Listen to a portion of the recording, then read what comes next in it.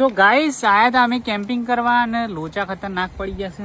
આવા બોખડા ઉપર ચડી ગયા છે બાઇકની અને ઢાળ સાથે બરોબર છે પણ પેટ્રોલ પતી ગયું છે ગાઈસ.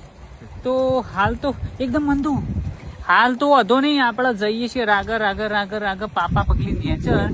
પણ નેચર જઈને પેટ્રોલ પુરાવવું પડશે નકર હાલત બગડી જવાની છે. કારણ કે આટલો બધો સામાન છે ને એમાં પેટ્રોલ થઈ રહ્યું છે. ચેમનું દોરાશે ગાઈસ.